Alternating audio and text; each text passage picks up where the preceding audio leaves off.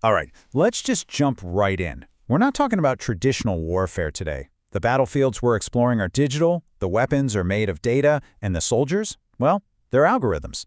This is the new front line, the security of machine learning, and it's a conflict that's happening right now, inside the tech we use every single day. So let's make this real with a pretty high-stakes example. Take a look at that middle row. It shows a self-driving car's vision system. It starts with something in the physical world, like a traffic sign. The car's camera captures it, turns it into data, and the model analyzes it. And then something happens back in the real world. The car hits the brakes.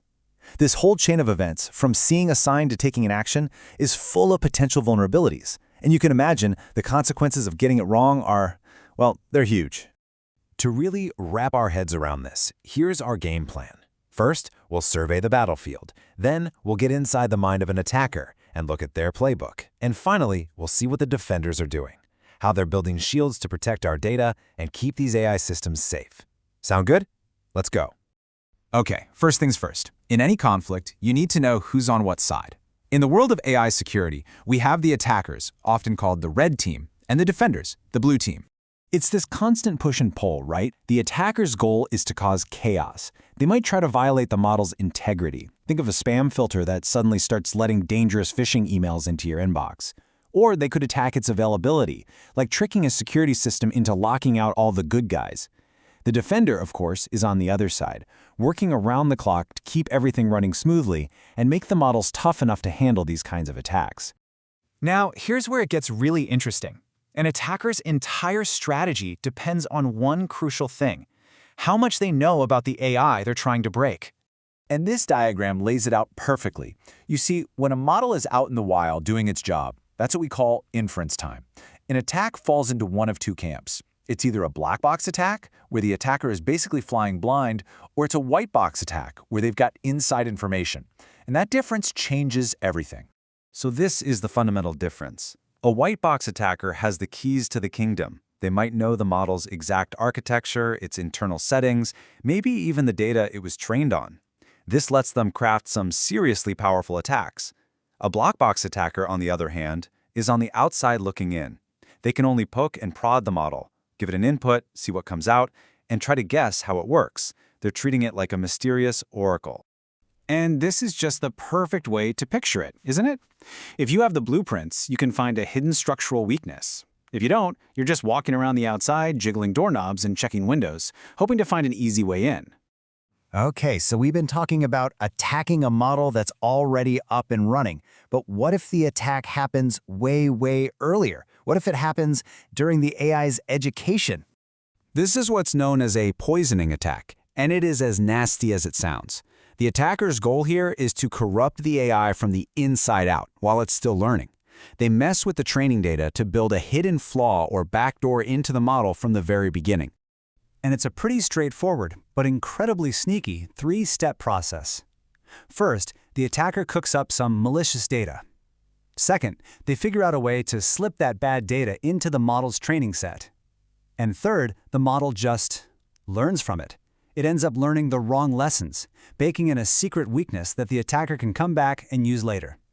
And that's exactly why they call it poisoning the well. You're not attacking the final product, you're contaminating the very source of its intelligence. You're ensuring it's flawed before it even makes its first decision. But okay, let's go back to that black box scenario. What if you can't get to the training data? How in the world do you crack a secure AI that's a complete mystery from the outside? It's a huge challenge, right? No blueprints, no inside access. You'd think you're out of luck. But it turns out attackers have a really clever workaround. They just build their own. Yeah, they build a Trojan horse.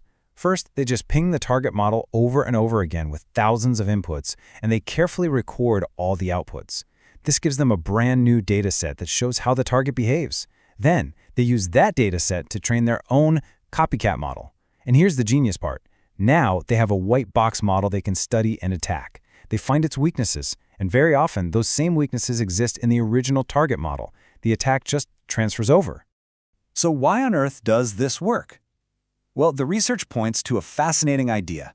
It turns out that if you have two different models that are both trained to do the same job and do it well, they tend to develop very similar internal logic. They learn to draw the same kinds of lines in the sand, what we call decision boundaries.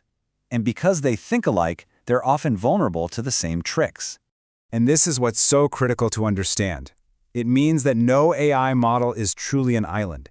Even a super secure black box system, say for detecting bank fraud, can potentially be reverse engineered and fooled by someone on the outside who has enough time and patience. All right, we have talked about some pretty scary stuff. The attacks are sophisticated and the stakes are high. So that brings us to the most important question: what are we doing about it? How do we build AI that we can actually trust? And this question gets to the very heart of the challenge, especially when we're talking about things like medical records or personal financial information. How do we unlock the incredible insights hidden in that data without compromising the privacy of the people it belongs to? Well, a huge part of the answer lies in a concept called differential privacy. Now, this isn't just a vague promise of security. It's a rigorous mathematical guarantee that gives us a way to precisely measure and limit how much privacy is lost when we train a model. The basic idea is actually pretty intuitive. It ensures that the final model behaves almost identically whether or not your specific piece of data was included in its training. This gives you plausible deniability. An attacker can't look at the model and say, "Aha, I know for sure that your data was used to train this," because your individual contribution is essentially lost in the crowd. So how do we actually do this?